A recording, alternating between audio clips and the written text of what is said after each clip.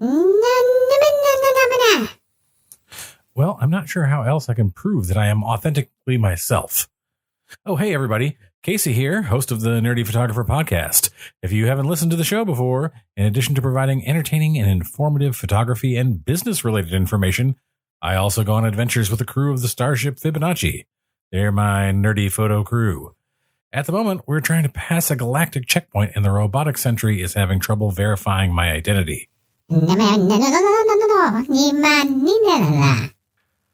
say you don't understand the question. They are questioning the validity of your existence. Oh, even better. That makes me feel just great about my place in the universe. They think a quick scan of the cosmic radiation in your body might determine your universe of origin. Scan away. On this episode of the podcast, I speak with brand strategist, creative director, and marketing expert Beth Taubner on finding the right brand strategy for your photo business. We talk about what branding actually is, and she provides some practical exercises to help get you in a better place to understand your business and your clients. All of that after the break. Whoa, hey now. Watch where you're putting that scanner.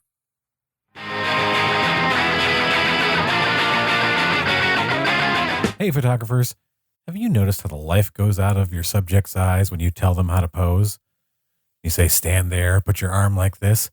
It gets even worse when you have subjects who are a bit shy or introverted. If you want to create authentic, emotional photos, my Let's Be Real unposed photography prompts will help you create interactions that your clients will remember when they look back on their photos for years. I've developed my unposed photography prompts over 20 years, taking pictures of people using my own self-conscious nature to help my clients who felt that they were unphotogenic. From couple sessions to weddings and family portraits, these prompts will help you get more dynamic and natural photos with your subjects. And right now, you can get 25% off if you use the code POD25P. That's POD, P-O-D, 25P, all uppercase. Just go to nerdyphotographer.com and find the prompts in our store. Stop posing and start prompting. The way that they write about the dogs is so good that it really draws you in. And it made it a difficult process, honestly, when we were like looking for dogs, like to choose, like, oh, which one are we really going to like make an effort for? Because they were going very quickly. This rescue agency is very good about getting people to take dogs of all ages. But it was really good. And on that note, welcome to the Nerdy Photographer Podcast. I am your host, Casey Fatchett. I am here today with international transformational brand strategist, creative director, marketing and communications guru, Beth Taubner. Welcome, Beth. Thank you for coming on the show. Thank you for having me. I'm so excited to be here with you. And it's really been nice to start by chatting about dogs, my obsession. One of my favorite topics. So good. Really quickly to break the ice, we have this roll the dice breaker here. And It's a 2. What is the worst business advice you've ever received? Oh, I hired a business coach many years ago, and he said to me, if you're not prepared to do the homework, just don't call me. Wow. That's very helpful. And that was not helpful. He was so mean, but I learned something from it. I learned that as a coach, because I do so much coaching for people, that I would never speak to any of my clients like that.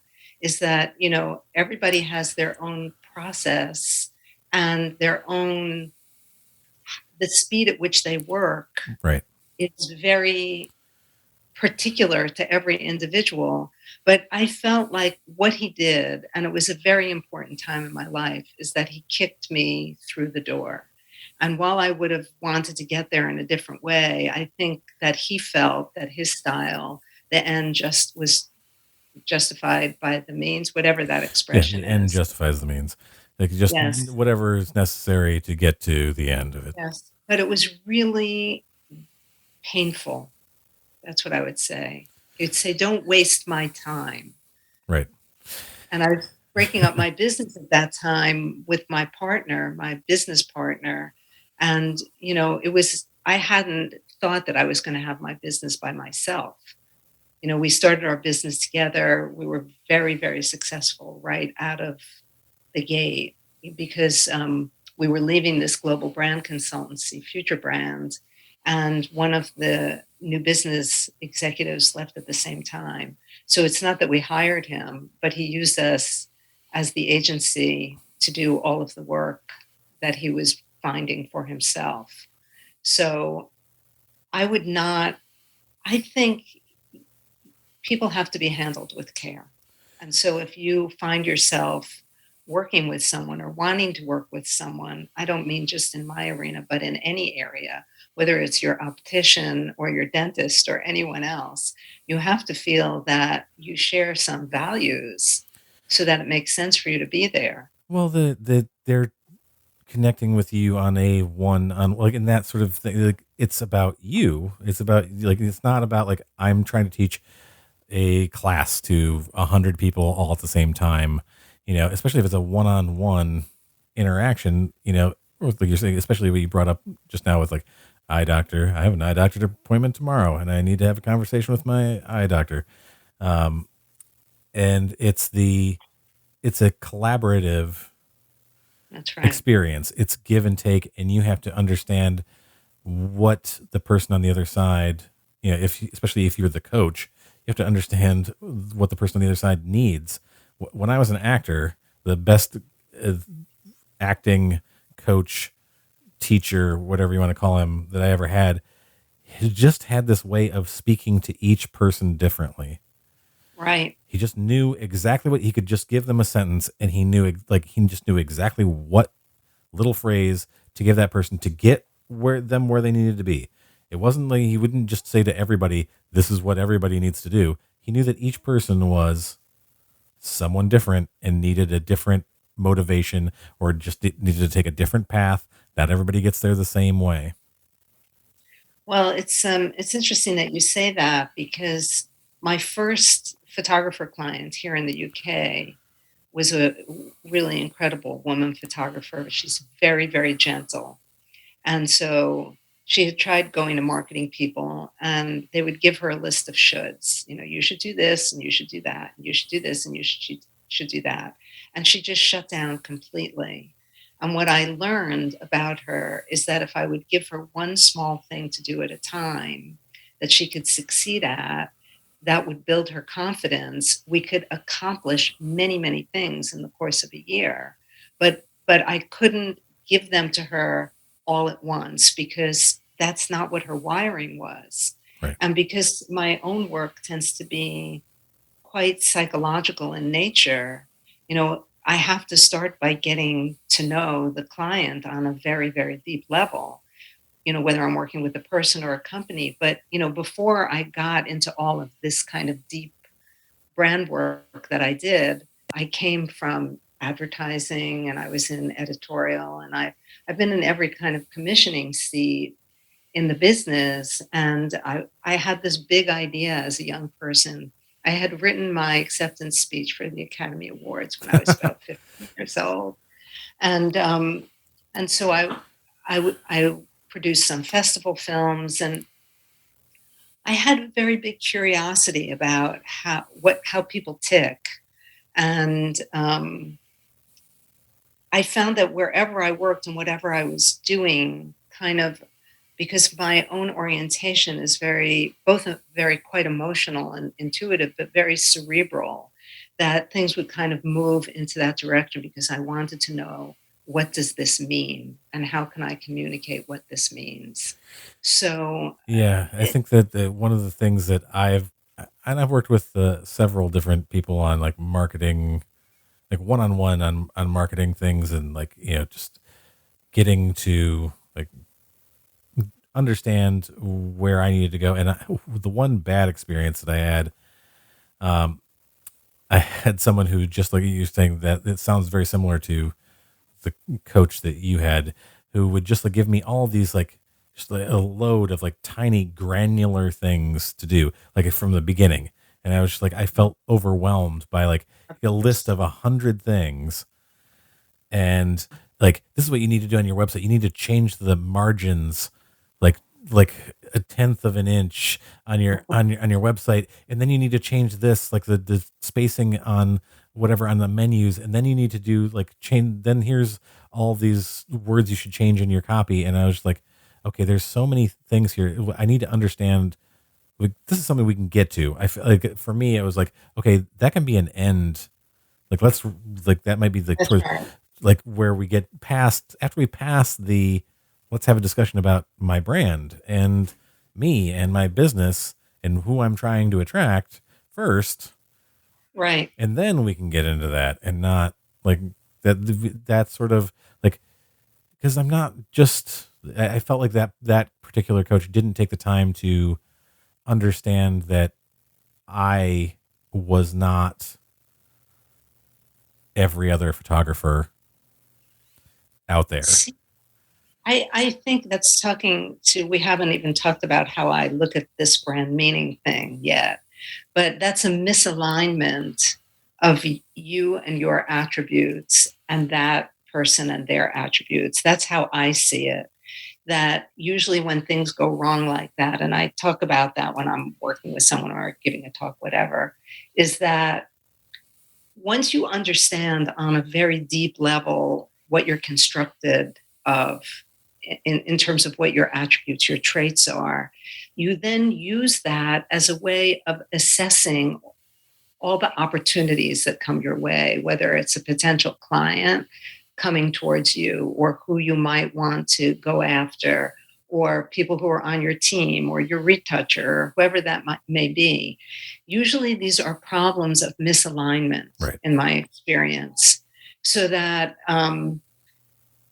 when you move into doing the work in a more kind of deep excavation process, that allows you, you kind of flush all of your material to the surface. It's what I call discovery work. And there's a lot of stuff there. There's what I call the psychological DNA of your family. And so even when you're working with a business, there's the psychological DNA of the business. So Right. if you have a business, there's all those people who work in a business and their psychology, and then that makes a belief system, and then that makes the inner culture. So it's no different if you're a solopreneur, you're working with a tiny little team of people, that you, the person at the center, have a history and a story, some of which is accessible to you, that you know very well, which I call your favorite pair of jeans, which you just slip into every day. Which you're comfortable wearing. Yeah, it just feels comfortable. And very familiar. And Yeah. you don't wash them too often because you don't want them to get stretched out, right? Or fade too much. Right. But then coming out of that is the parts you know and the parts you don't know. And in my experience, the part you don't know is the key part, because that's the driver of the brand. In the branding world, you're working with a brand pyramid. And so it might take you many, many, many months to get to that brand pyramid. So because I had that training along with all of the creative commissioning and being a creative person myself, that when I started my business, I wanted to have an accelerated process for creative people because I understood them, or people with small entrepreneurial businesses. So we could find a way in to bringing this material to the surface, so we could look at it deductively and analytically and then distill from there. And then the distillation gives you the road. It gives you the roadmap, literally, into who you should be working with, what your marketing should be, how you should be speaking about your business, how and what you're shooting, how you're editing. I have this brand target that I use that shows how it works from you going out into the marketplace, but also the marketplace coming to you.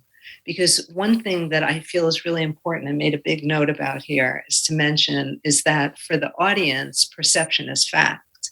They have no idea if what they think about you or what they perceive about you or your work is accurate. Right. So that part of working from this more cellular way, this excavation, this distillation, this meaning level allows you to have more control over the perception. But Yeah. the perception is the application, Casey. Right. Yeah. I'm saying that's secondary in our conversation, or Well, I think tertiary. that it's sort of like, okay, so kind of bring it towards this, like the beginning where people are at usually. I find and I found in my own journey as a photographer, there were things that I thought that I was saying to potential clients that I was saying, like, because this is me, this is like what I am experiencing from my side. It's also important to like think about how the people who are viewing that are seeing it. Because I thought that I was having a certain success with people, with a certain group. I don't want to get too specific in it now because I think we'll dive into these things later. But there was a particular market that I was being very successful with, and I thought it was happening for a particular reason, and I was wrong. Like because I started asking questions. This was before I really dove into the brand thoughts, and I was asking. It's actually what put me on that journey, was asking questions of clients and saying, "Oh, why did you make this decision to hire me? And why did you like?"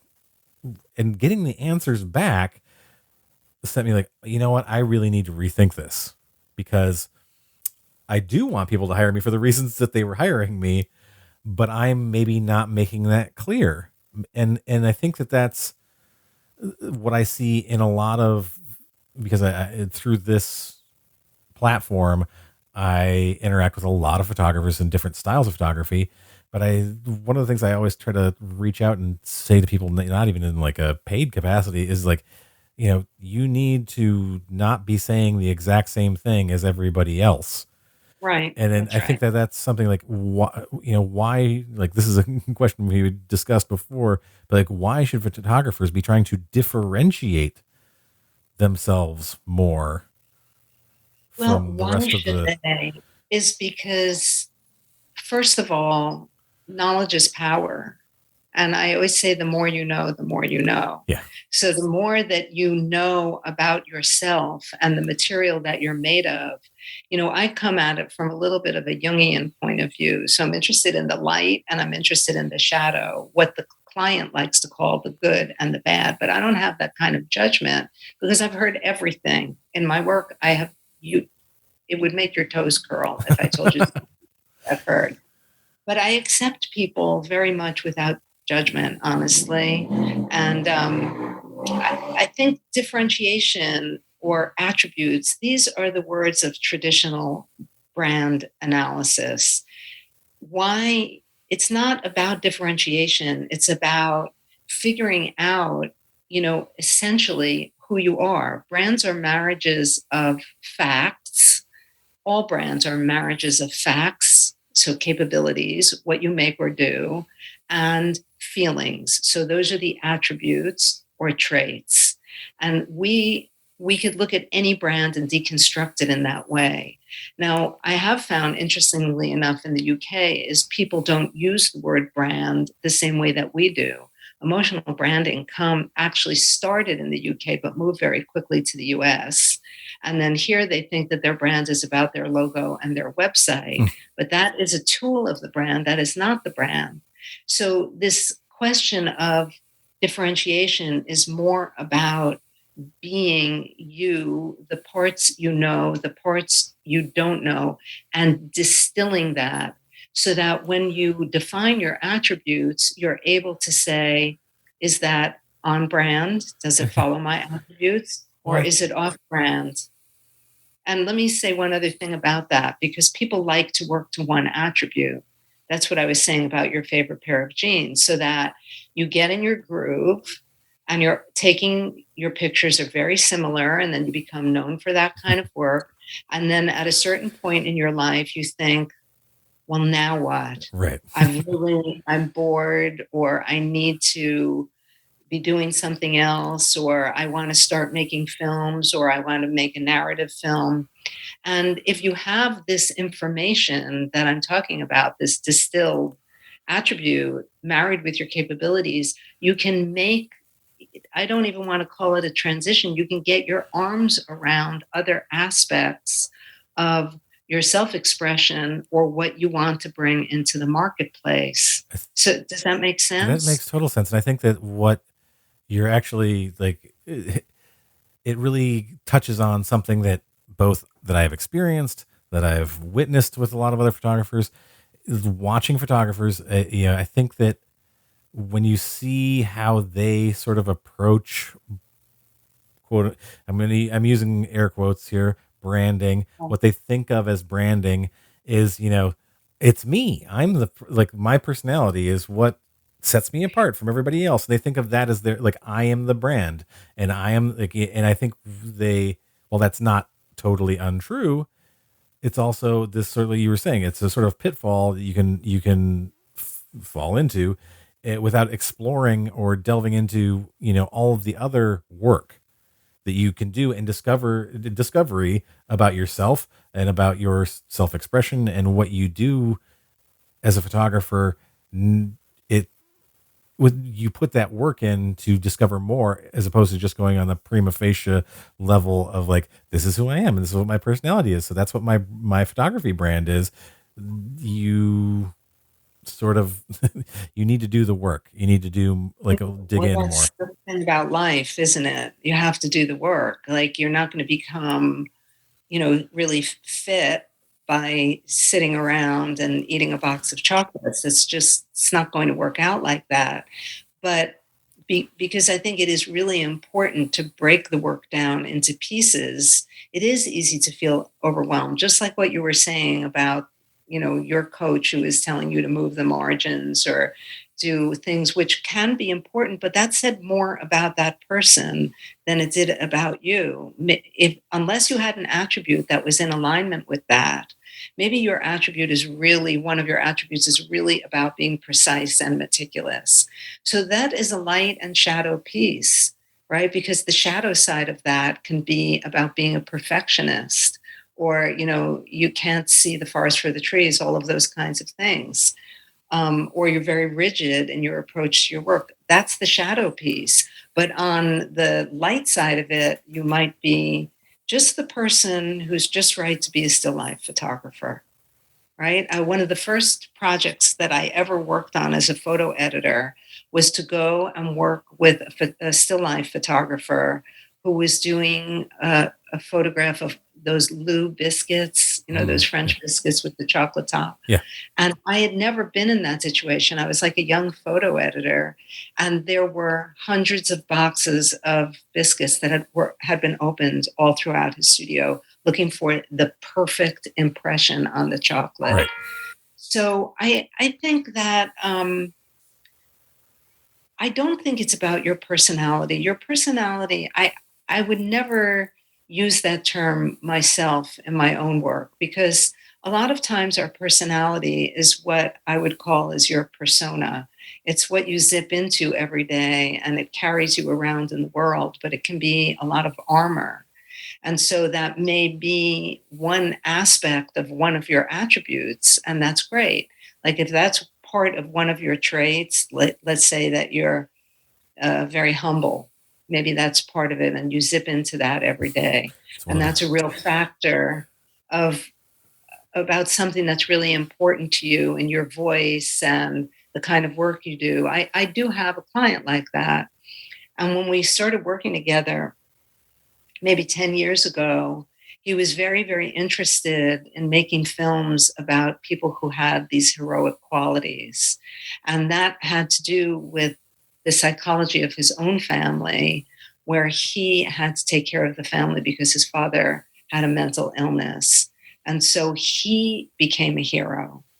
And then he ended up working with a lot of famous people who had that trait.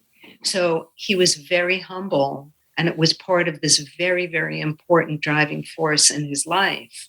And now he's like a practicing Buddhist. He's an unbelievable person, but I watched him grow from a young man into a family man with an incredible, deep, oh, I'm in awe of how wonderful he is. And that's how your attributes work.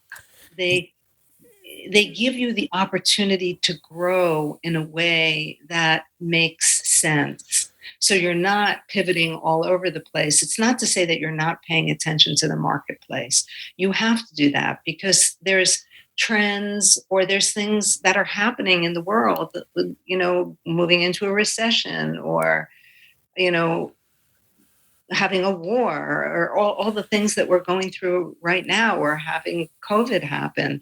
Nonetheless, you have to be able to understand within that world how to go forth with these defined attributes, these defined traits. So you're not flailing around, you're connecting with the things that make sense to you, where you feel it feels integrated to who you are.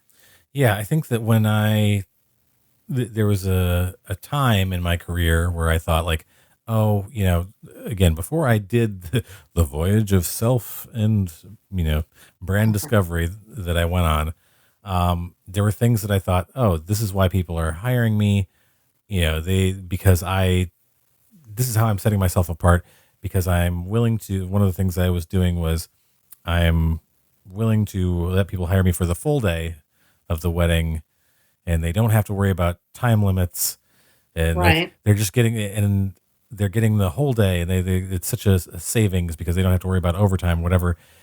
And then later on, what I realized was the reason people were booking those packages was not because they were getting some fantastic deal on price. It was because they didn't have to worry about Right. They could timelines. relax. They could relax. And that took me in a whole other way. And I started to think, oh yeah, that's how like other aspects of my business are doing that too. That's great. And then like realizing that, oh, this is actually what I'm doing. That why people are hiring me, why they keep coming back to me as for family portraits and recommending me to their friends is because they just felt so comfortable and relaxed. And there are some people like that is not the style they want. Like I have now gotten to the point where I have had people come to me and will ask me, like inquire about a job and I'll start asking some questions, and it's as much an interview for them as it is for me. And I'll get to a point where I don't think we're a good fit. I don't think I'm That's what very you're healthy. looking for. You want a really type A personality person who's going to come in there and be shouting directions, and I'm much more relaxed. I'm going to work with you, and I'm going to like get us there, but I'm not going to do it in a way that's going to make you feel like you're being yelled at. And I've come across like clients where I was there on the day of the shoot and like what they wanted was someone who was just going to be, I could be the director. That's fine. But I didn't know it going in. That's what they wanted, even though I had asked. And they wanted someone who was just going to get on a bullhorn and like tell everybody exactly where to stand and what to do. And that's just like, I personally am capable of making that gear shift, but I didn't know that that's what you wanted. And like that led to some literally grinding of gears in that relationship with those particular clients. But it was finding out that what people were actually connecting with, and that I was sort of subconsciously giving them. And now that I know that I'm actually like that's what they're connecting with, and finding ways to, and it evolves over time. Still, like it's still like for me, like something I go back to and go like, how do I express this to people? Yes, that's very important. How do you express it? When I do portfolio reviews, the first thing that I ask people to do is to talk about the work before they show me any photographs. Because a lot of times how people meet your work, you is not the what you think. They haven't like in a nice orderly way gone to your Instagram page or gone to your website. They meet you at a cocktail party or you're at a picnic or something like that. And you have to be able to talk about the work. So I feel that language is an extremely important tool that many very visual people are not good at deploying, Mm. because a lot of times hypervisual people are not hyperverbal people. Well, So, I was thinking about this also. It's a really hard thing that, I went to school, had a very good business school where I went to college. And my mother kept saying, like, why don't you take some business classes? And I was like, what am I going to need business classes for? I think that as artists, especially as visually creative people, we have a hard time getting into that mindset where it's like, oh, we have to think about that verbal expression, not even just like describing what we do, but also in how we talk about, like talk to in the marketing sense or the, the branding sense, like how we put that into words, both for ourselves and for other people. yes, well, I can say many things about that. Well, One, which is when you know what your distilled attributes are, it makes it much easier for you to write and speak about your brand. That's firstly. Secondly, what I find is that a lot of photographers lead with their technical abilities rather than leading with anything that is emotionally compelling for their audiences. And the audience is not monolithic, right? There's all different. Let's say you are a wedding photographer. There's every conceivable age, and people getting married in Tahiti and people getting married in their backyard, or uh, it's their fifth marriage, or they're there with their baby and they're 21 years old. You just don't know. But I think that this is an area where it's sometimes good to work with someone outside of yourself. One of the things I said earlier is that once you understand what your primary attributes are, you can use that to help you identify who are the right people for you to work with. And I don't mean in terms of the category, but I mean in terms of sharing attributes with them. yes. So I do a lot of writing for my clients, because I'm not just working with photographers or stylists or people like that. I also work with talent, artist representative agencies. So, or I write bios for people, because your bio is a huge marketing tool. And one secret that I do want the listeners to know is that very frequently, the first place that someone goes in your website is to your about page. Yeah. And they want to know, what do you look like? And what is your story? Right. They want And to know things about you that are not like, I went to school in 1997, and like that. Those sorts of exactly, things are not things they're going to connect with on an emotional level. that's right. There, and I think that when you're talking about attributes, it might be like sort of an abstract concept for some people. So I think that discussing like what you consider these attributes to be it would be a good thing to also Okay, let point out. me do that. Yeah, right But I now. think that one of the things that helped me, I agree that having someone outside of your business, whether that's a coach or even just a friend or somebody like that, can help you.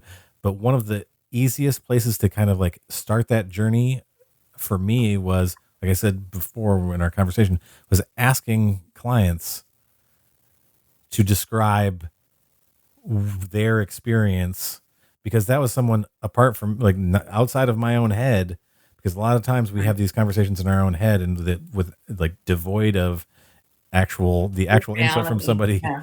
is experiencing. And I think that that can help you with places, because those are the people who've already hired you. They I can give think you a that's great an insight. interesting point. They Yeah, can, because a lot of people aren't secure enough to do that, Casey. They don't want it's to my hear it from first, that. I mean, I'm not the most secure. I have a lot of insecurities, and I think that what I always tell people is, what's the worst you're going to hear? The worst you're going to hear is no, I don't want to tell you, or I don't want to do this. And fine, then you were in no different place than you were before. I always ask, if somebody hires someone else, I send them an email, and you know what? Probably 50%, 60% of the time, I don't hear back from them. But and I say, if you don't mind me asking, what was the deciding factor in hiring someone else? Because it gives me information into my, branding and marketing, my sales technique, and into Right. their personality. Because it could be just as a matter of like, we just had a more personal connection with that other photographer. Fine, that's Right. great. But sometimes they might say, oh, the pricing was like way outside of our price range. Good to know. Like maybe we just don't connect on that level. That's fine. Maybe if I'm hearing that a lot, maybe my marketing is off because I'm not hitting the people who I want at my price point, or maybe I need to adjust slightly. But there's also sometimes you'll just get people who are like, I had my most recent episode, I was talking about an experience where I had some people who just were like, I wanted someone who was more available to me all the time, like during this process. Okay, I'm not available 24 hours a day, 7 days a week to people. Right. Like that's just a disconnect. That's something that I am not doing wrong. It's just something that we don't What's share not that right attribute. for you? Right. We don't Right. we don't share that attribute. That is just something like, like that is like they want someone who's just gonna like answer the phone or emails at 3 o'clock in the morning, and yeah, that's just Right. not me. But that's a tool for me to know like I'm like I didn't do anything wrong here. I Right. just this is not something we share. But I think that those discovering those attributes is something that you can get from like you can start the journey. There's a starting point you can get to. There's a starting place to jump from when you hear back from those people you've already hired, because you do already have a relationship with them, especially Right. going to the people who you had a very positive interactions with. You can just say like, hey, and it's not like, don't take up a whole bunch of their time, but just like say like, can you describe your experience to me? And then you start to see the data points, the things that are commonly occurring amongst the words that are the language they're using. I find when you start to see the same things over and over again, it's like, okay, this is what we share. This is what we, Well, and what are your thoughts on that? I have not seen myself that I'm not talking about my own business, but that I think that you must elicit you seem like a trustworthy person. And so maybe that is something that they're responding to. It just was making me think about a project that I did quite a while ago for this healthcare marketing association, and they considered themselves to be the Harvard of healthcare education. Mm. And when we did this kind of interviewing of people who were members, people who had been a member but weren't anymore, people who had never been a member, what came back to them is that people thought it was like an old boys' school, an old boys' club, Mm. and very unwelcoming. When that information came back, the man who was the head of the organization, I'm not exaggerating, fell back and fell on the floor. I thought he was having a heart attack. And I would say more when I've worked at the photo agency level, they don't want to go there. They don't want to ask their clients why them. They just want to be able to, kind of move forward. But I think what can come out of the approach that you have, I'm interested in it, and I would be interested in kind of seeing that information collated, because what I would imagine is if we're looking at a brand pyramid, what we're interested in is the top of the pyramid. So this is a tool that's used in conventional brand strategy that I also use in my own business. So first and foremost, you have these base attributes, base traits that you have to have just to get in the door of the business. So Right. let's say for a photographer, that's got to be being responsible, right? Or technical. But photographers want to sell based on those attributes, and that might come back to you where the client that you've had said, well, one thing we really loved about you is that you're responsible. Yeah, but that's not a signifier. Right. Being responsible has to be there in the background in a kind of supporting way to what your primary attributes are that are at the top of your attribute pyramid.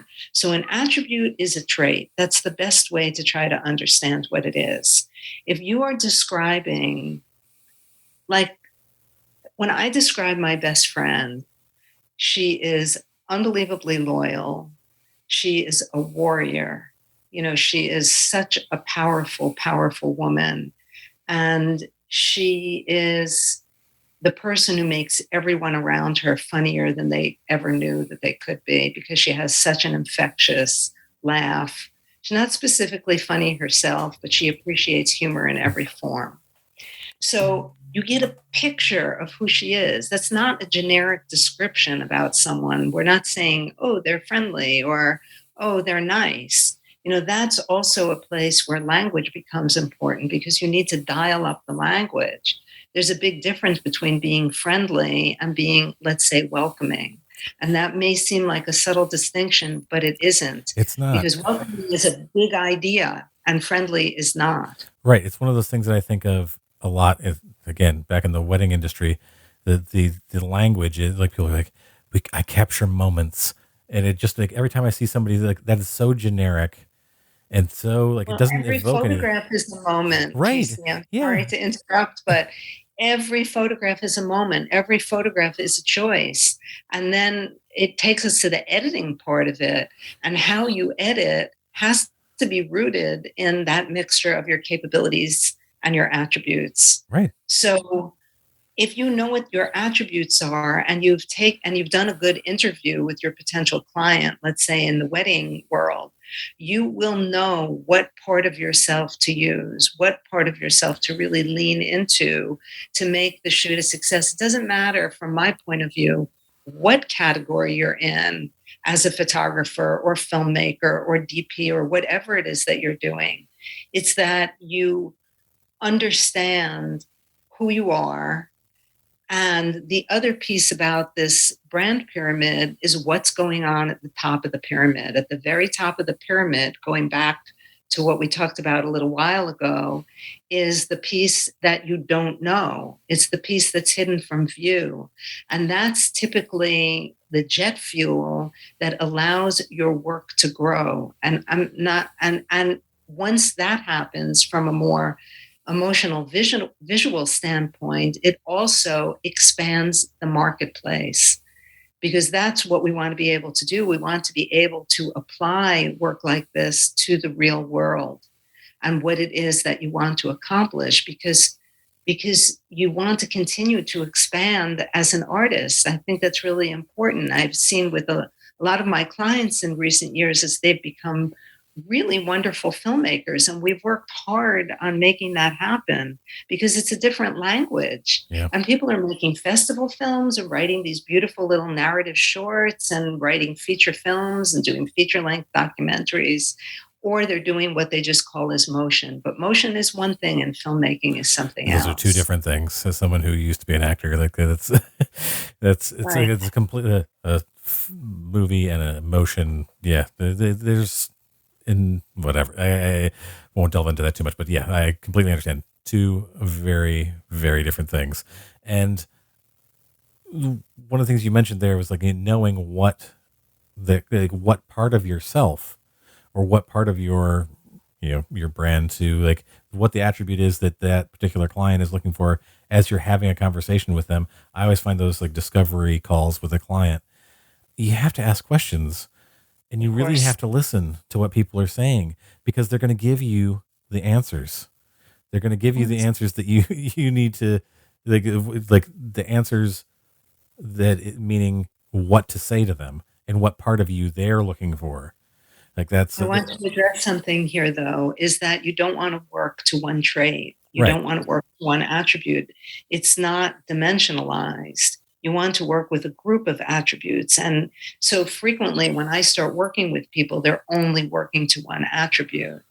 And so we really want to push into a vocabulary, a language that's a call to action for you, the artist, as much as it is a call to action for the client. Because ideally, you want to be building a client for life so that you're not just doing the wedding, you're doing the baby pictures, you're doing the family events, the family 10 years in, the extended family in that world. Or you want to be a person who's working for a travel brand for years. Like I have clients like that myself, where, we have a level of, we understand that we're speaking the same language.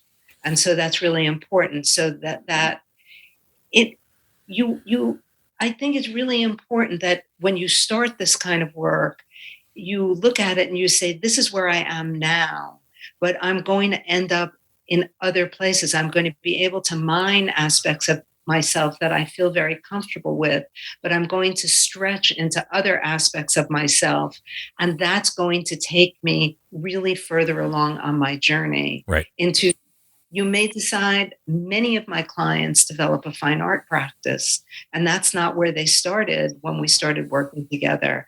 And some of them become full-time fine art artists, and some of them do it alongside their commercial or editorial or personal portrait work. And I think it's really important to understand that where you are now is not where you're necessarily going to end up, that you have the opportunity yourself to have what I would call a progressive career. And again, you have to be paying attention to the marketplace, because one thing that I talked about a lot during the pandemic is that, the photo industry had become very segmented. You were doing still life, or you were doing photojournalism, or you had your niche area. Yep. But one thing that happened during the pandemic is that we went back to how things had been, 20 years ago, where you, the generalist, your ability to service the client on many, many different levels, because maybe you were only known for doing things on location. And then all of a sudden you're working in the studio because you're in a controlled environment, but you're using the same attributes, but the marketplace had changed. And so you have to be able to adapt, but within the realm of your own vocabulary. And so I saw that people were able to do great work in the early days of the pandemic. And it became really powerful to work locally and to harvest your clients in your own backyard, so to speak. So I think there's so many opportunities out there, and it's extremely important not to focus on the market first. For me, it's kind of linear. We do this excavation work, we distill it, we define it, and then we apply it first to the stories you want to tell, how you're shooting, what you're shooting, how you're editing. And then from there, the choices that you make in terms of what you're presenting, how you're presenting, what you're doing with your website, how you're communicating, what's the edit, what's the language, your social media, how are you using your social media? The meetings that you take, the treatments that you have to do, the mood boards you need to do for clients, all of that comes from this core place. The more you work from the core place, the more power you have, in my experience.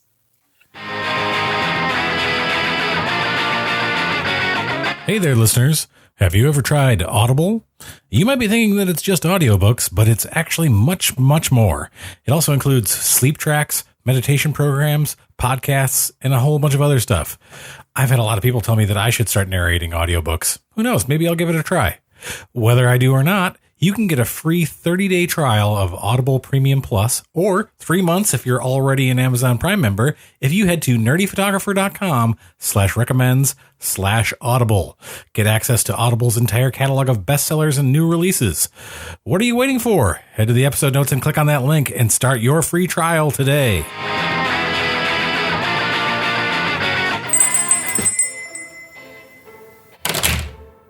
Ooh, I've been dying to try this place. Oh my God, me too. I've heard such good things about it. Welcome to the Crime Diner. I'm Cindy. I'll be cooking for you this evening. Here are your menus. Ooh, what are you thinking about getting? I don't know, murder with a side of cannibalism. What about you? Ooh, that sounds good. I'm torn between historical mayhem and the social injustice, maybe? Oh, I just want to let you know that each episode comes with dinner, dessert, and a specialty drink chosen by yours truly. Wine Dine and Storytime has had a makeover, and we invite you to slide into the booth with us at the Crime Diner, where each week we will discuss a crime over dinner, drinks, and dessert. See you there!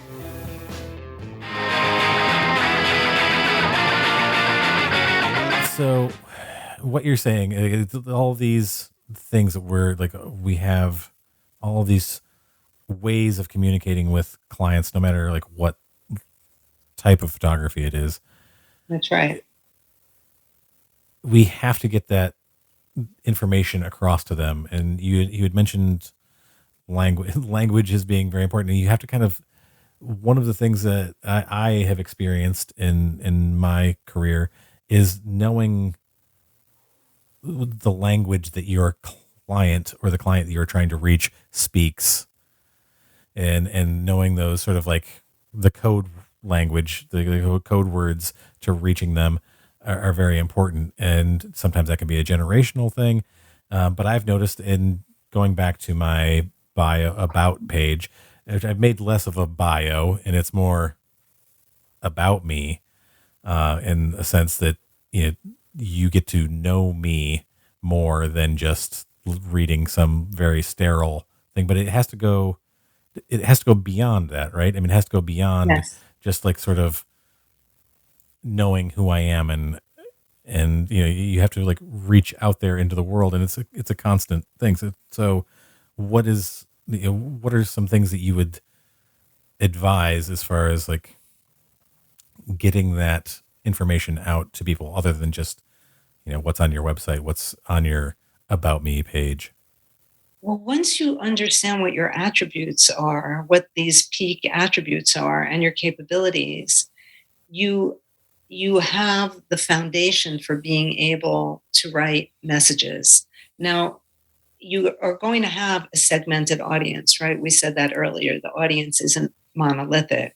And so you want to be able to have some core messages, what we call messages in the branding world, and then you kind of calibrate them for different audiences. So if you're speaking to a young woman who's having her wedding, you might speak to her in a different way than if you were doing a headshot for someone in the pharma industry. Nonetheless, very different. it has to come back to you. So a message is a very distilled statement. It's like when GE would say, "We bring good things to light," or to life, whatever it was. That's a message. It was a tagline, but it was very much kind of a positioning statement about how progressive and revolutionary the GE was at that time. So I think what you want to do is you need to have a group of different language tools. One which is your about, another which is your Instagram bio, which most people don't really distill into any kind of brand statement. Another is language that you can easily adapt and put into emails. Then, how do you kind of adapt that language into a conversation you might have with someone at a party or on the phone?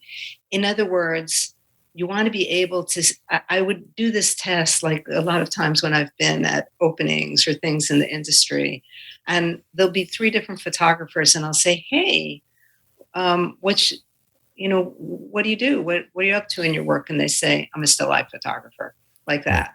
And then the next person standing next to them tells me, "I'm a still life photographer." 3 people in a row. I don't know anything. I am not emotionally engaged in any of those people.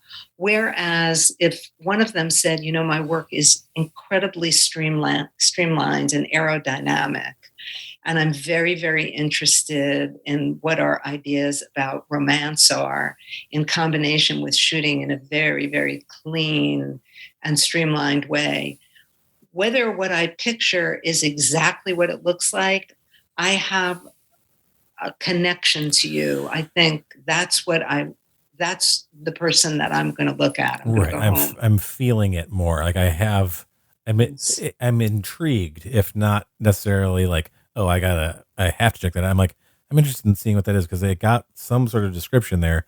I totally understand what you mean because as you were saying, like it's different selling for somebody who's getting married than it is to somebody who wants their corporate headshot. But like language and things that knowing your attributes, this is like you had mentioned this before, like I seem like a very trustworthy person. And that is definitely one of my attributes. And I know that it is something that people like connect to. So it's like, yes, I focus a lot on like things like I am responsible. I am going to get this job done. You're not going to have to worry. You're not going to have to could be concerned about that. But like when it comes to like messaging in the regards to you were saying, like if somebody came to me and said, what do you do? And I was describing like my, generally my wedding work, I would say, like my work is very grounded in the authenticness of the people who are there. I don't, go into like, I'm going to stop what's happening.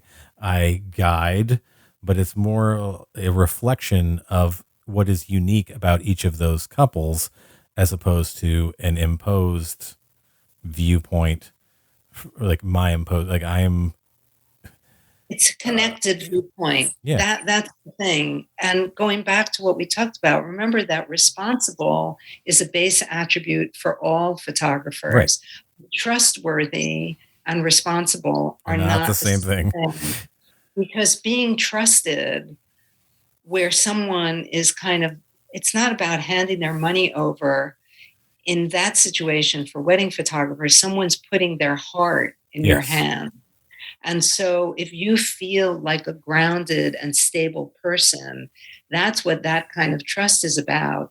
Just like if you were going in and shooting a celebrity, they want to feel that you're not going to out them or hurt them or make them look bad. Exactly. And so that's how you could be possibly having part of your business in the celebrity portrait world and then part of your business in the wedding world, because that is a perfect way of understanding how the attribute plays out in different ways. It's not to put you in a box in terms of the sector, because you can have a multiplicity of sectors that you're working in.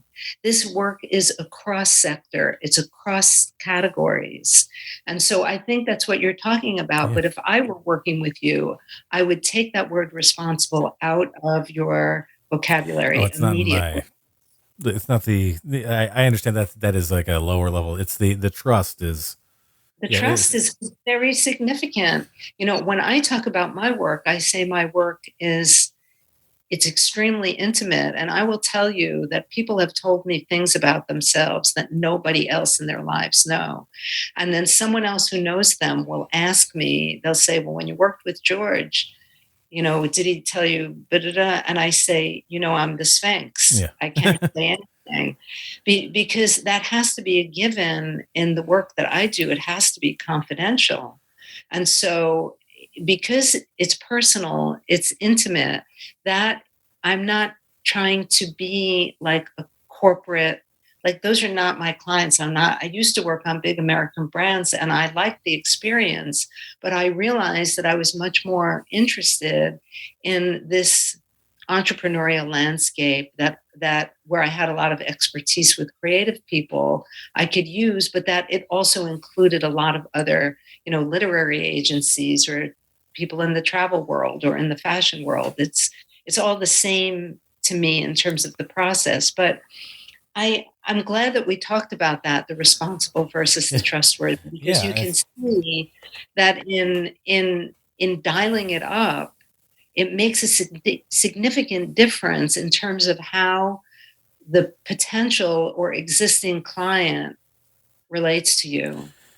Yes, because when you see like, people are like, how do you get these great natural moments of people, like these emotional things? It's because they trust me to be there and they can open up and just be themselves.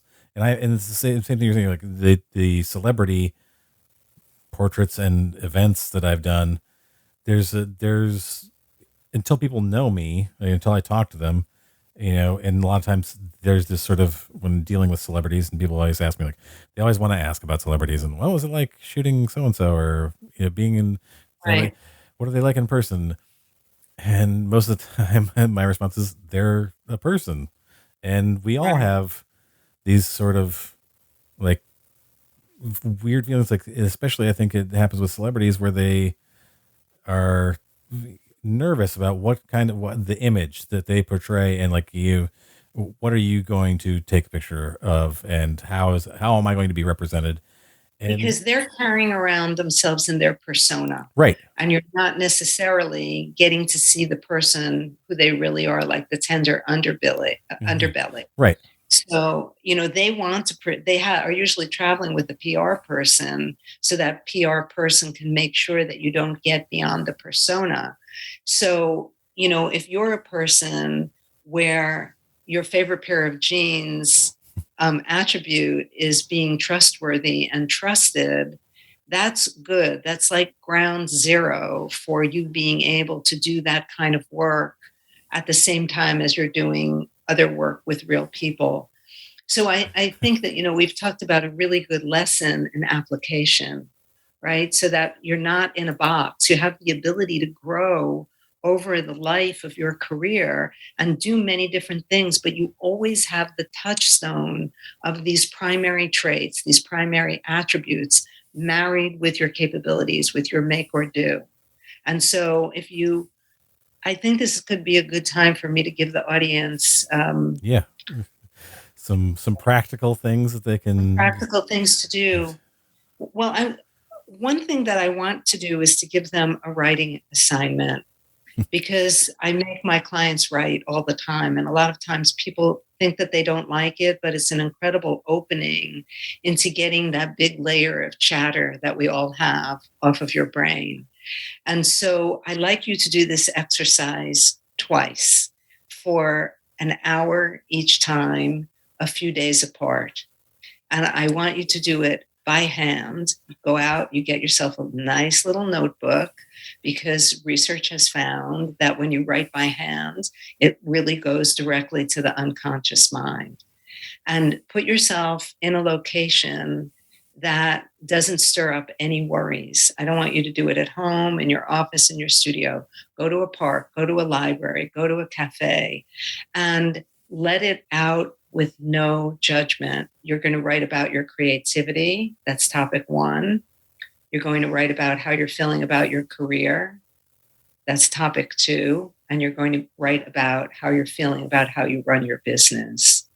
And all of those topics take place within the hour. And there's no perfect way of doing it.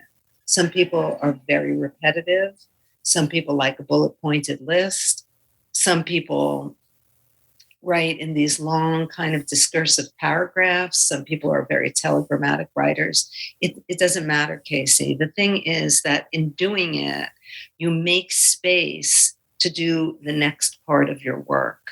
Because I have every client that I see, they do those writing exercises two weeks before we see each other, because it churns up a lot of feeling. But one thing that's important is, when you're doing your second hour of writing, don't go back and read your first hour of writing. Right. Start anew, because you're going to be able to get deeper into the process, generally more specific and more detailed in the second writing hour.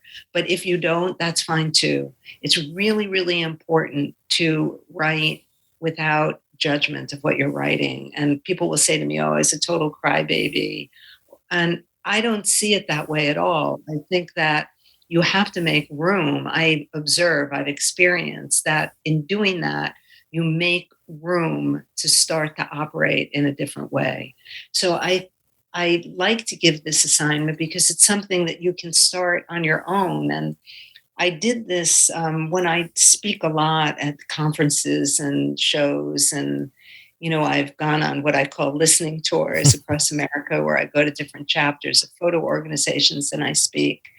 And I've gotten a lot of emails and texts from people afterwards who say, I did that exercise on the way home, and you'll never believe my business made this XYZ shift, and I just want you to know.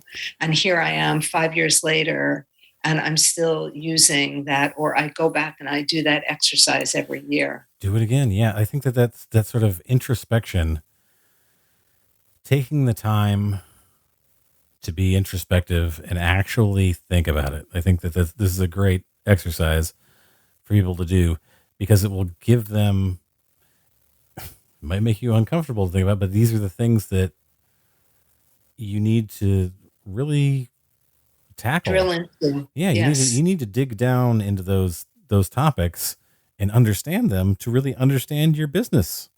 Because I Well, think to really understand yourself. yeah, I mean, like who you are, and what you and how your relationship with your business is. I think that one of those things, like you Yes. mentioned at the last one, like, how I run my business, whatever. It's like, I think that there's your relationship to your business. I think a lot of people don't necessarily consider it. They think they're just like, I do my job. I do my thing. They don't really Well, it's drill hard to down have into. longevity like that. That's Yeah. the thing. What you want is to build a long-term career, and there's always going to be bumps along the way. I had a spiritual teacher when I was younger, and she would say, the closer you get to your goal, there's always going to be a Mack truck going down the road with you. And the decision you can make is to collapse or crumple, or you can fly over it, or you can go underneath it, or you can go around it. And I have thought about that so many times, which is that, this is life. And, this journey that we go on the journey and we arrive for a while, and then something else emerges. But the wonderful aspect of working in this more grounded, distilled, honest way with ourselves is that we have a touchstone. So, I see it in my own business, because people, as I say, refer people to me all the time, but also because I have clients who've been coming on and off back to me since 2006, which is unbelievable. And they're ready for the next part of the journey. Yeah, I They've think worked that really hard to integrate.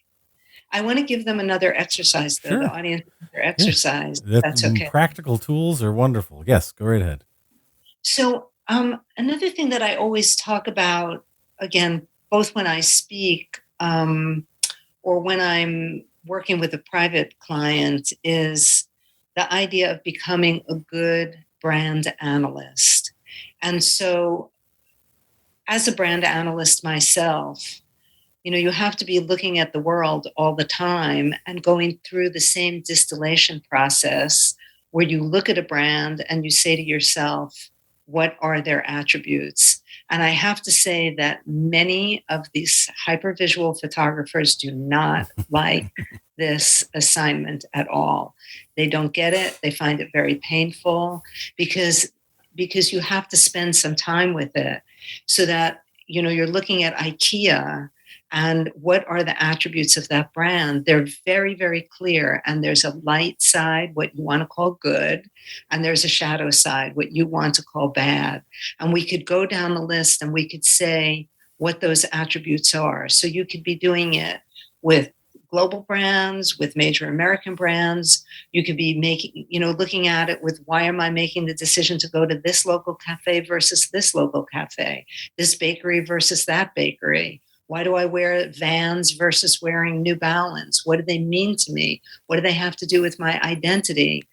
In other words, when you're doing this distillation exercise, it's not about you, but it's about the brand, and what the brand means, and how they're communicating the brand. That's what it's about. Language. It teaches you about good brand management. So you have touch points, and you're looking at the touch points of the brand. So if I have someone who's talking to me about, what is that? Now it went out of my head, but let's say they're talking to me about IKEA. I want them also to go to the store, because your experience of a brand on the website is not going to be where if you have the opportunity to go there in person, that dimensionalizes your experience of what the Yes. brand and what the delivery of the brand is. So those are called touch points in the branding world. And it's good to touch as many of the touch points as you can.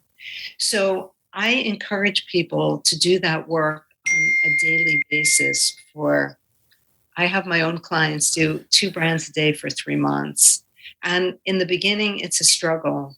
But what it is going to help you do is work with your own brand and the applications of your own brand and the management of your own brand. But it also is going to help you. One thing we haven't talked about is not just the clients finding you, but it's about you finding the right client. Yeah. And it will help you to understand whatever sector you're in. Maybe you're a portrait photographer or a food photographer. Who should you be approaching? If your work is super fun, bold colors, hyperactive, don't go after Purdue Chicken. Right. That is not the right client for you. And then you're going to be brokenhearted that Right. you're not getting an ad campaign. I think from that them. that's the problem that a lot of, I don't know, maybe not just newish or new to intermediate photographers run into, is where they think like, I'm just going to do everything. I'm going to try to get every possible client, instead of thinking about like, no, I like what, like you said, analyzing your brand and thinking about what is a good fit for my brand. Whether, like you said, like it's a, like, And what are your aesthetics? Right. We haven't even talked about the aesthetic part of I it. feel like there's a whole other, we could have a whole other episode on this. There's so many things to because discuss. the aesthetics are part of your brand attributes. And so when I'm working with someone, we spend part of our time together in the discovery work looking at your evaluation of your visual work. What do you think is successful? What did you think was unsuccessful?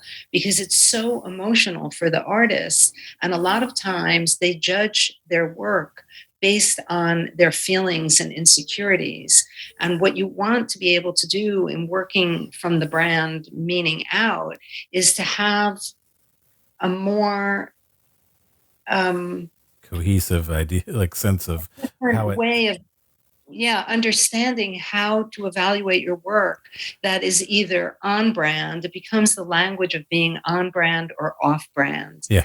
So, it's not, I because we've spent our time talking about the world of attributes and marketing, I don't want to act as if, and the family DNA, how you shoot and what you shoot is informed by all of that emotional material.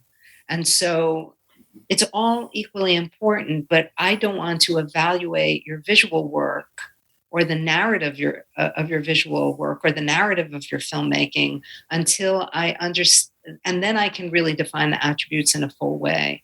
But you have to start somewhere. You have to start in the process of being introspective about yourself and about your family, so that allows you to then move on to looking at your visuals and then distilling the brands, and then moving on to the applications, developing your website, developing your social media voice, right, writing about your brand.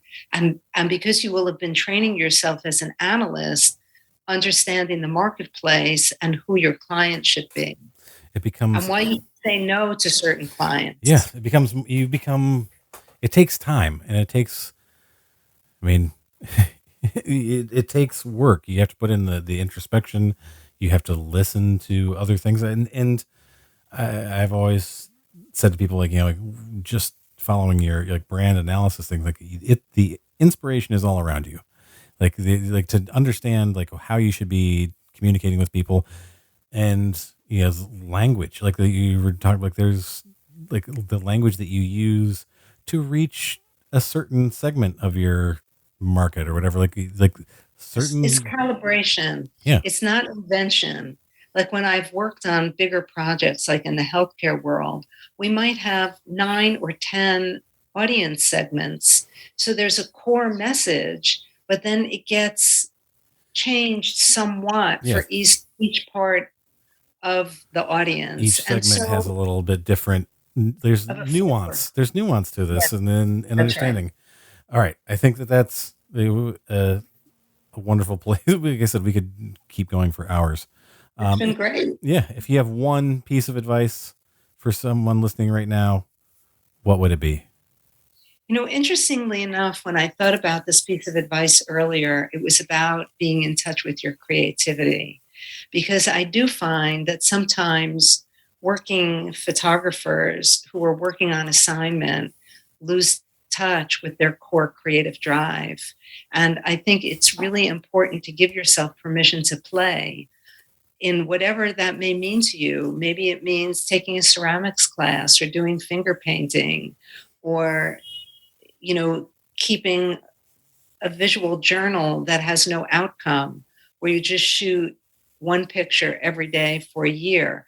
But it could be a shadow on the grass. It could be a dog running after a chew toy. It could be your shoelaces on your sneakers, your favorite shoelace. It doesn't matter. It's not about the client. But I like it when it's not photographic. I think it can be very good to do something tactile because photographs can be quite flat in a certain way. And so sometimes it really unlocks you in a different way. I agree. I think that one of my and I've noticed this a lot of people who sort of burn out in the photography industry in a 5-year period. They aren't for sure I don't want to do this anymore. And I always ask, well, what are your hobbies?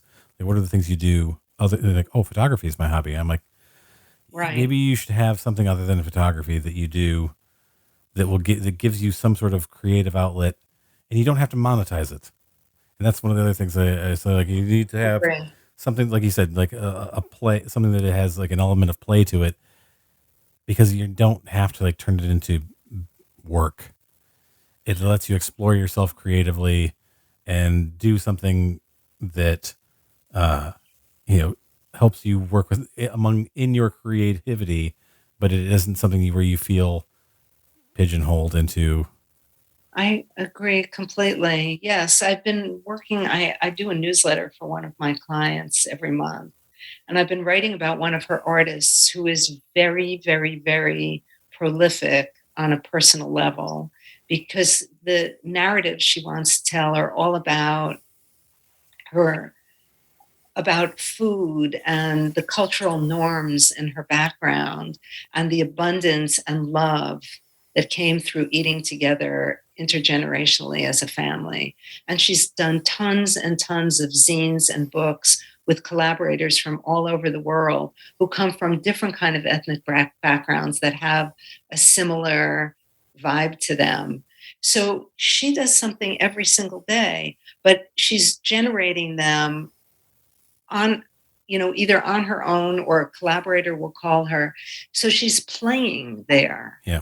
She could be spending all of her time. She's a very, very successful advertising photographer.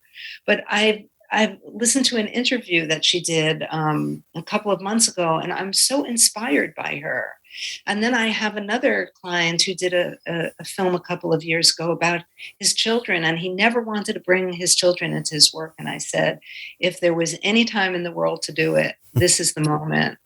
But meanwhile, prior to that, I had him start finger painting and also doing watercolors when he was on the road, so that he had the assignment to do something every single day.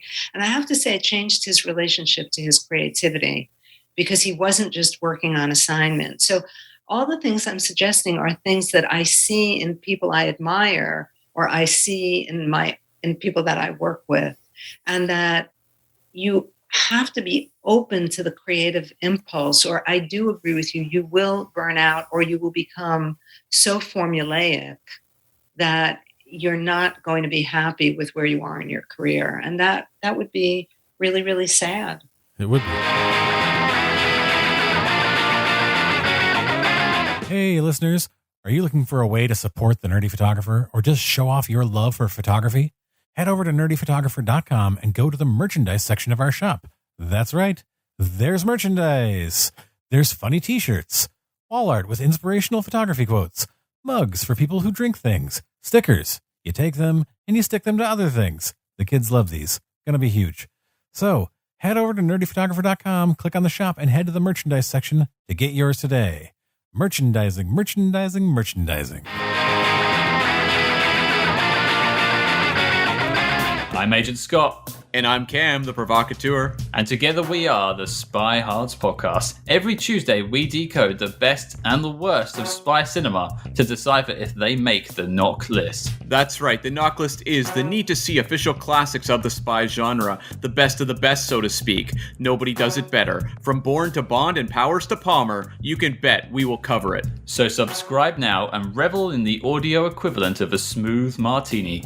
Just search for Spy Hards, that's SPYHARDS on all major podcast apps.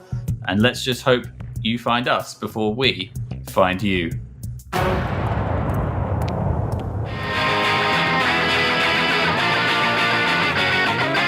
Hey, hey, hey. And now for my favorite part of the show. What's that say? Useless information. This is always death. All right. And now it's time for a little bit of useless information. This is how we wrap up each episode. Beth, did you know that in The Wizard of Oz, because we talked about dogs earlier, the dog playing Toto was paid a salary of $125 a week? Wow. Which back then, that's a pretty good. It was actually far more than most of the actors on the film made. Was it one dog that Yeah. played Toto? Yep. So it was not like Lassie where there No. were a progression of dogs. Same dog. One dog played Toto, and Fantastic. he made $125 a week. Like That is great. Angel would like to make that. I would be really happy if she was making $125 a week. I would love it if Shadow was making $125 a week. Go towards her, her room and board and all of her other expenses. Beth, thank you so much for coming on the show. Where can people find, if anybody out there is interested in actually like coming to you for help with their business or otherwise, for any other reasons, where can they find you? They can go to my website at mercurylab.com. That's MERCURYLAB. So Mercury, the planet, plus the lab, singular.com, mercurylab.com. Or you can email me at Beth, BETH, at mercurylab.com, or send me a message on Instagram if you like. But I'd love to hear from everyone. I hope that I've been able to share something of value and that I've given you some insight into having what I call positive control over your creative life and your career. I really find for myself, this is a way that I can be of service. And I hope you're inspired. Well, thank you for coming on. I have to have you back sometime. I'd love to come. It's been great. It's been a great conversation. Thank you so much. Welcome back. I hope you enjoyed my discussion with Beth Taubner. Let me know if you have any questions or if you'd like to have Beth back on the show to expand further on the topics we discussed. You can contact me on Instagram, Twitter, and TikTok at The Nerdy Photo. That's at The Nerdy Photo to let me know how you felt about the episode. You should also subscribe to the podcast and leave us a review on Apple Podcasts or Podchaser or Good Pods. The Nerdy Photographer is an independent podcast, and it depends on reviews of you, dear listener, to help reach a wider audience. So do your part and help more people join the Nerdy Photo crew. Come on. What are you waiting for? The results of your scan are back. Oh, yeah? What did they say? Results unclear. Check back again later. What is this? Am I on hold with my cable company or something? Let's get some results. Chop, chop. Until next time, everybody, stay safe and stay nerdy.